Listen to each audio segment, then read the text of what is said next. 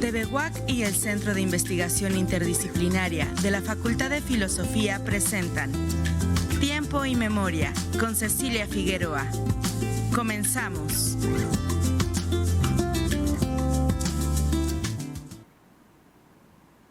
Buenas tardes, bienvenidos a una emisión más de este programa.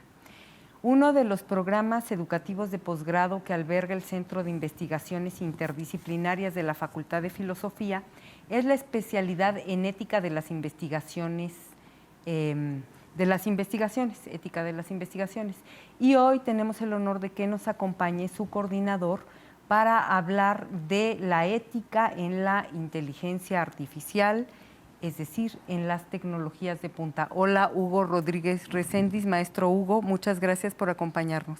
Muchas gracias por la invitación, maestra Ceci. Es un honor estar aquí en este foro tan importante. Agradecer la invitación y agradecer también a la Facultad de Filosofía que nos abre estos espacios para poder dialogar oportunamente. No, gracias a ti.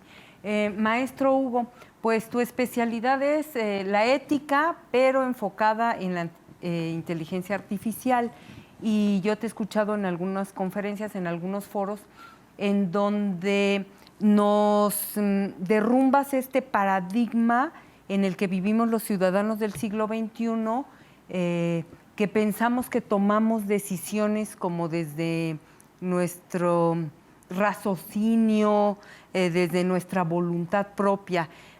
Por favor, dinos por qué ¿consideras que no es así? ¿Y cómo es que la inteligencia artificial a través de los algoritmos en realidad es quien decide por nosotros? Sí, muchas gracias.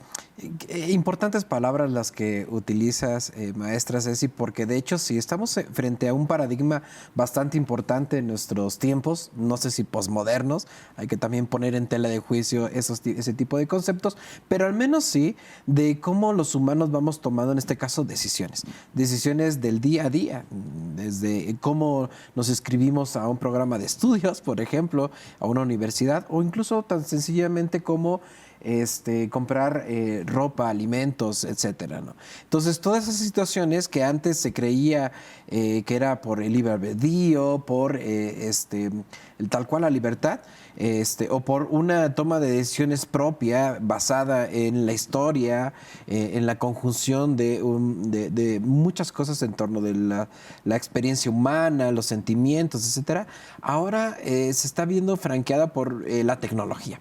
Es decir, sabemos también que la tecnología nos ha acompañado a través de la historia de la humanidad de diferentes sentidos, pero ahora la ingeniería computacional específicamente promueve una incidencia más cercana frente a la toma de decisiones de los humanos. ¿Por qué?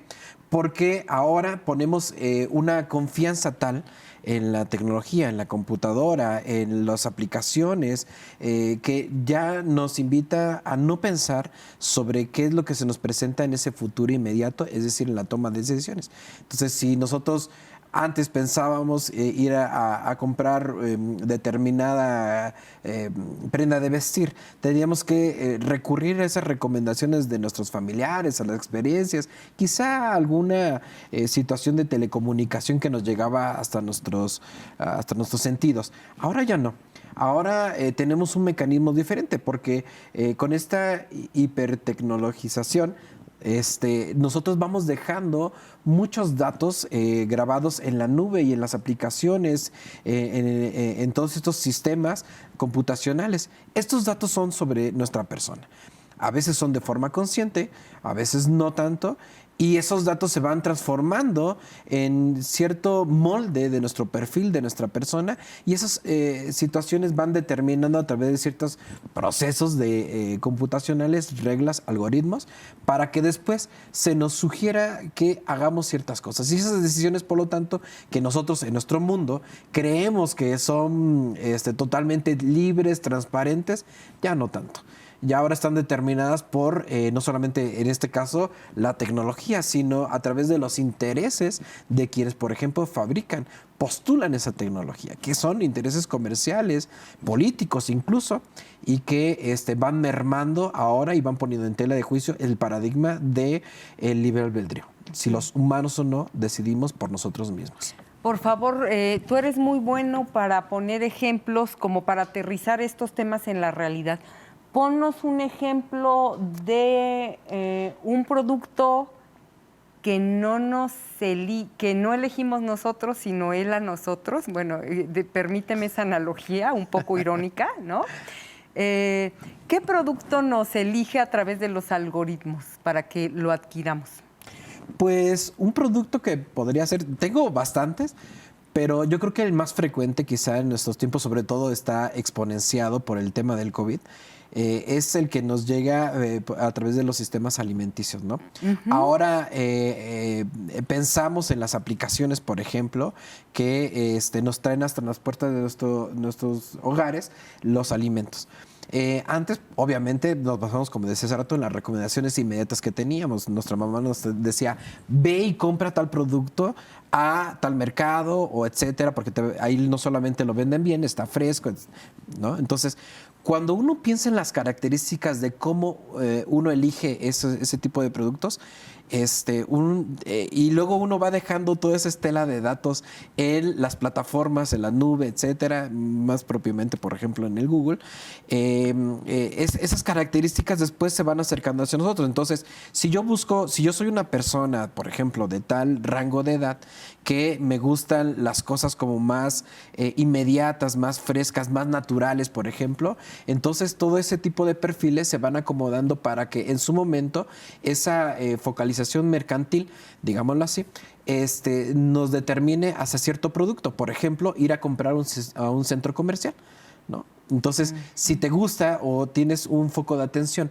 para las ofertas, que es un estímulo neurológico, que si uno ve la oferta, el color, el porcentaje de descuento, uno tiene que ir hacia allá, involuntariamente, podríamos decir. Entonces, el algoritmo y las empresas lo saben, entonces se nos bombardea, se nos acerca ese tipo de publicidad de tal marca, de tal supermercado, ofrece tal alimento, entonces uno dice, ¡ah, increíble! Y uno va hacia allá. Entonces, esa compra está muy focalizada. No es que uno atienda propiamente a esa voluntad, digámoslo así, sino que hay esta serie de intereses, por decirlo así, mecanismos de económicos y mecanismos también impulsados por quienes hacen la programación, que son los ingenieros, ingenieras, para que todo este conjunto, todo este sistema vaya hasta nosotros y nos aparezca en nuestros perfiles, nos aparezca en nuestros displays y nosotros solamente le demos clic. ¡Wow! Esto era para mí. Eso es lo que nosotros nos sorprendimos. Esto era para mí. Y me acabo de caer, ¿no? Sí. Por la ley de la atracción. Sí, era para mí, pero y no era porque... el algoritmo. Sí, es ¿no? porque nosotros vamos dejando una estela digital donde quiera, ¿no? Desde los correos electrónicos que vamos poniendo ahí, los famosos spams, organizaciones gubernamentales también recopilan nuestros datos y no se diga las redes sociales. Es importantísimo cómo vamos dejando ahí todo eso y después obviamente ya se van perfilando nuestras voluntades, por decirlo de alguna forma. Te decía hace rato que los ingenieros han de estar muertos de la risa cuando les hablamos de la comunicación subliminal, ¿no? Que estuvo tan de moda, si mal no recuerdo, en los 70. Ajá. No, pues ¿cuál? Ya no se necesita retorcerle la mente a nadie, ya nada más con puras matemáticas lo logras, ¿no? Sí, modelos matemáticos, reglas computacionales, ya se logra todo eso. No sé si se están muriendo de la risa, pero al menos se sorprenderían, digo yo, porque el hecho o el fenómeno de esta manipulación era repetitivo antes, ¿no? Por toda esa situación de hazlo, no lo hagas, o llegar a esas partes ocultas del cerebro, el subconsciente, el tema reptiliano. Ya no. Ya ahora, insisto, el tema son los datos, ¿no? De lo que nosotros arrojemos, de lo que somos y lo que hemos sido en forma inmediata en nuestra historia y que hemos dejado en la nube, ahora ahí se basa. Entonces no es que alguien, un ente oculto, digámosle así, nos esté manipulando, somos nosotros mismos. ¿En qué sentido? Que nosotros mismos somos quienes aceptamos usar o no tal plataforma, tal aplicación, y nosotros mismos también vamos dejando ahí los datos para que en su momento esos datos se nos regresen a nosotros mismos, pero con un fin político, un fin económico, etcétera. Entonces, ya no se ocupa de esta manipulación subliminal. Ahora se ocupan de la correcta, ¿cómo decirlo? De una correcta estipulación de reglas matemáticas, computacionales, para poder ser más asertivo en ese sentido y saber qué es lo que quiere el humano. Y la ética en ese sentido, ¿hasta qué punto puede intervenir? Es decir, desde el punto de vista de la ética, que es tu especialidad, ¿esto es legítimo? No sé si llamarle, para no redundar, no le podemos llamar ético, pero no sé, ustedes, los especialistas en ética, ¿creen que esto es políticamente correcto o es correcto? ¿O hasta dónde? ¿O es una manipulación vil? ¿Qué se discute, no sé, se me ocurre, en los congresos internacionales de ética respecto de esta manipulación? Se discute muchísimo, es un tema reciente, de moda. Los congresos de ética y bioética, todos tienen un apartado sobre tecnología. Bueno, no es reciente, pero ahora, cómo se aborda en el sentido de inteligencia artificial, etcétera, es muy importante. Yo no quisiera decir que si es legítimo o no, porque recordar que tan solo la palabra lex lexi, ley, legítimo, no va por ahí, porque esa es una preocupación que nosotros estamos poniendo, de hecho, en el escenario, que al momento no existe tal cual una regulación de la ética, de la inteligencia artificial en el terreno ético. Eso es importantísimo. Miramos a México, por ejemplo, no hay una legislación que diga se tienen que hacer así las aplicaciones, se tienen que regular los algoritmos. No hay una gestión del algoritmo, por ejemplo, de parte de las empresas con un enfoque ético, sino que, por ejemplo, se recopilan los datos y se venden al mejor postor. Y muchas aplicaciones es lo que hacen, ¿no? Y eso es lo que se conoce como el oro de nuestros días, ¿no? Los datos. Ahí es donde está el punto, cómo se recopilan, procesan y luego se llevan a cabo a la realidad. Entonces, ese es un punto importante del tema de la regulación de la inteligencia artificial en términos éticos y que se está llevando ahí. Al menos la ética nos está ayudando ahorita a llevar a los tomadores de decisiones a nivel público para que volteen a ver esto y que es un foco de atención preocupante, porque no lo vemos así y ahorita están saliendo productos a nivel tecnológico, aplicaciones, algoritmos que están respondiendo a ciertos intereses, por ejemplo, pues al capitalismo, ¿no? Por ejemplo, a un consumismo pragmático y que debe de ponernos en alerta. Tú me hablabas de un caso que para mí, ciudadana de un país subdesarrollado, me parece extremo. Lo que está pasando con esta inteligencia artificial y el uso que le está dando el Estado, por ejemplo, en China. ¿Nos puedes hablar de esto? Porque me pareció muy interesante. Te decía que como esas novelas futuristas, recuerdo la de 1984, donde el autor planteaba que todos íbamos a ser manipulados por el gobierno a través de las tecnologías que todavía no se llamaban celulares, pero por ahí va. Sí. Este es un caso, el de China. Por eso hace rato decía, los algoritmos nos ayudan a determinarnos de alguna forma en diferentes temas en la realidad. Uno de ellos es el político, porque también en el comercial y en el salud ni se diga con nuestros smartwatches, etc. Vayámonos al político. China.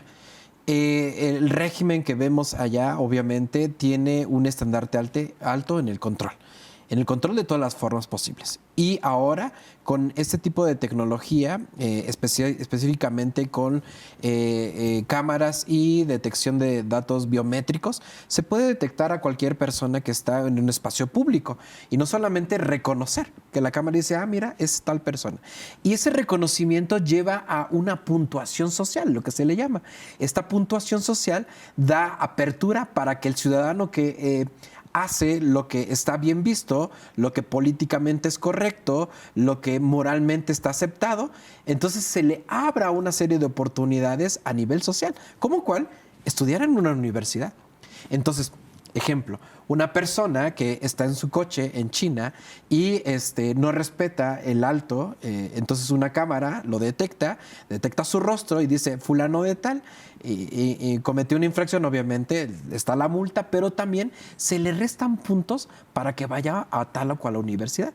Entonces el top de las 5 universidades en China son para los mejores puntuados, ¿no? Entonces... En comportamiento. En comportamiento. Como si fueras social. un animal, ¿no? Como... Digámoslo en términos... No, es que, ¿sabes por qué? Perdón, ¿sabes por qué Ajá. dije animal? Porque me acordé de lo que hacía Pavlov con los perros que babeaban, ¿no? Okay. Así me imaginé así como a la gente actuando para ir a una universidad, ¿no? Ajá. Y ese es el punto, ¿no? El control. Aquí estamos hablando de ese tema. Porque a ciencia cierta, la percepción del control en ética puede ser buena o puede ser mala o puede ser neutral. En China, al menos lo que se tienen rastreos de encuestas de percepción ciudadana es bueno. Nosotros nos escandalizamos, bueno, lo dice Byung-Chul Han, nos escandalizamos en Occidente porque, pues acá, ¿cómo? Acá somos ciudadanos libres, la Revolución Francesa, etcétera. Y nosotros no concibimos que sea posible. Por ejemplo, en Chicago, la Unión Europea lo dijo muy claro en septiembre a través de su primer manifiesto de reglas de ética de inteligencia artificial, prohibido las cámaras en las calles con reconocimiento biométrico en tiempo real. Entonces, eso está bien. Pero para otras latitudes del mundo, en este caso China, es posible que los ciudadanos lo vean tan mal. ¿Por qué? Porque se crea un orden. Y ahí viene el dilema ético. Y es lo emocionante de la ética, ¿no? Que nos lleva a dialogar y reflexionar de quiénes somos y hacia dónde vamos. En este caso, en un comportamiento moral social, que es a través de la tecnología, se crea un orden completo sobre un actuar y hacia dónde van los humanos. En este caso, daba el ejemplo de qué universidad vas a entrar a estudiar. Pues depende, ¿no? ¿Qué calificaciones has tenido? Porque todo eso se sube al sistema, ¿no? ¿Qué calificaciones has tenido? ¿Qué reportes de buen comportamiento has tenido en tu escuela? Si eres puntual en tu trabajo o no, si comes productos chatarra o no, todo eso se controla, porque todo se paga con el celular y conectado a la aplicación se va ahí y se vuelve todo un control total. Que eso, insisto, no se podría clasificar como bueno o malo.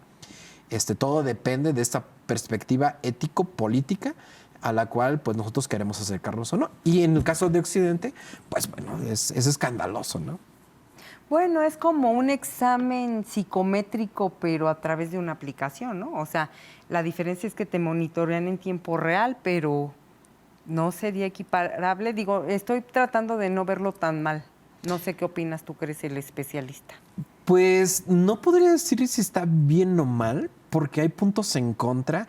Por ejemplo, el caso más triste o lamentable es que no solamente serviría para este control social en términos de portarse bien o no con los demás, sino que puede utilizarse para otros fines que no son tan agradables. Vayamos a los derechos humanos, que eso ya es contradictorio, China, derechos humanos, en fin. ¿Por qué? Porque a través del reconocimiento biométrico se puede detectar de qué etnia provienes tú. Y si el gobierno, que este caso es real, el gobierno detecta con las cámaras de que tú provienes de tal o cual raza, tribu, situación indígena, el gobierno te dice alto y te encarcelamos. Entonces vas por la calle, te dice, perteneces a tal lugar, estás en contra del régimen que tenemos, te encarcelamos. Y eso es real. Entonces eso es gravísimo, porque no solamente es porque estás comprando con tu celular. Esta etnia a la cual me estoy refiriendo, pues no tiene quizá este alcance tecnológico, pero sí a través de ciertos rasgos faciales, y te dice, mira, 99% de compatibilidad de que pertenezca a esta etnia, y como no comulga con esos intereses económico-políticos, entonces los apartamos de la sociedad, y no solamente los apartamos, los encarcelamos. Sí, y está documentado toda esa parte. Sí, es la parte terrible. Nos queda muy poco tiempo, maestro Hugo. ¿Con qué concluirías? Yo concluiría con que todas estas realidades de ética y tecnología, es importantísimo que las traigamos a las discusiones, no solamente de la academia, sino que las socialicemos. Y que vayamos llegando a conclusiones particulares a través de datos pues bastante duros, informados. Y para eso, por cierto, tenemos aperturada el programa de la especialidad de las éticas de las investigaciones, donde nos enfocamos de una manera bastante profunda en este y otros temas: salud, tecnología, políticas públicas, y discutimos con profesores especializados y reconocidos a nivel nacional e internacional cuáles serían las posibles respuestas a los dilemas éticos y, por lo tanto, avancemos hacia ese botín que buscamos a veces algunos de nosotros, que ese es el bien común. ¿Qué es lo que nos conviene mejor a todos en la realidad en la cual nos encontramos? Y pues nada, la ética, desde mi punto de vista, debería de caminar hacia esa reflexión, y por lo tanto les estaríamos invitando a que se inscriban y atiendan las convocatorias de la Facultad de Filosofía, especialmente la de Ética de las Investigaciones, y discutamos juntos en los foros que tenemos y todo esto. Pues muchas gracias por habernos acompañado, al maestro Hugo Rodríguez Reséndiz, coordinador de la especialidad en Ética de las Investigaciones. Y nada más, si quieren buscar información de esta especialidad e inscribirse, entren a la página web de la Facultad de Filosofía.uacu y ahí buscan en posgrados y buscan esta especialidad y ahí está la convocatoria. Muchas gracias. No, gracias, maestra, para servirle. En otra ocasión platicaremos de otros temas. Con gusto. Y a nuestros Gracias. televidentes nos vemos en la próxima emisión. Buenas tardes.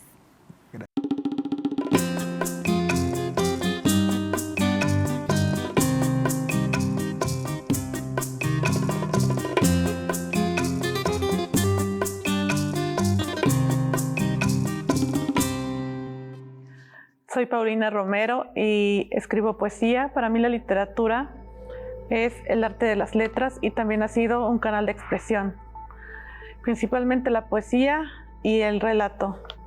Les voy a compartir el día de hoy algunos poemas. El primero es del libro Las Noches de Arabia, publicado por el Fondo Editorial de Querétaro. Rey de las mil y una noches, confesión a medias hice, atrocidades en mi interior descubro, restos de la hermosa princesa que preguntaba ¿a dónde vas?, mientras ibas a escalar el aura, a romper las murallas de mi poema, y en lo único que pensaba era en Alí Baba y 40 ladrones, en aquellas mujeres que veía desde mi niñez correr en tu alcázar, para que no digan luego que fui para un cuento de hadas y en tu regazo alcancé inagotable felicidad, porque no es cierto. Mi Shahriar, diván de visires, efrits y jeques, por Alá sobre ti renovaste mi vida en el asombro, y he llegado a saber, oh rey afortunado, que te exaltaba y con el sol callar discretamente, seguido a la ficción de las mil y una noches. Ahora les voy a compartir algo de este encuentro poético con la compañera Lisette Rodríguez. Este poema se llama El Campo Bravo. Tú eres el que llamo todos los días y las noches, clamando un amor inagotable, rey de portentosa cornamenta, es tu esplendor más grande que los dioses del Olimpo. Hace 4 años, bien lo sabes, llegaste a mi mundo y te arropé en el arroyo del Cauce de un Mediterráneo que ha tenido incrustado en sus profundidades. De negro zaino vestirá el día que salgas a la plaza, y si no regresas, lo confundiré con tu manto sagrado. Y si vuelves victorioso, recorrerás con tus hembras la quietud de mis senderos. Te veré criar y reinventarte. No habrá ser en la marisma que furtivo en luz de luna rete al cielo con fiereza y con verdad de toro bravo. Y les voy a leer también un poema del libro Mariposas en Formol. Este poemario tiene es como un mariposario, se puede decir, de donde cada poema tiene el título del nombre común y el nombre científico de especies de mariposa. Este se llama Gota de Sangre, el nombre científico es Tiria jacobae. Y dice: sibarita de la hierba cana, cuarzo de la pasión que malversa la sangre a cuentagotas, y no sé por qué carajos no se detiene. Es que no te fijas. Hice un cambio de lunares rojos. Como van las cosas, no creo que sea mi retorno. Mírame. Me vierto poco a poco. Mírame. Se escurren mis alas posteriores. Así no podré volver a casa. Dile a mamá que traigo la hemoglobina por los suelos, que mis venas están deshabitadas y mis arterias en renta. Me diluiré con la lluvia. Si levanto el vuelo, pintaré el paisaje de Sanguina. Su pequeña falena de la hierba de Santiago se esparcirá en las plantas que den vida a regordetas orugas. Ese es mi ciclo. Muchas gracias. TVUAC y el Centro de Investigación Interdisciplinaria de la Facultad de Filosofía presentaron Tiempo y Memoria con Cecilia Figueroa. Gracias por acompañarnos.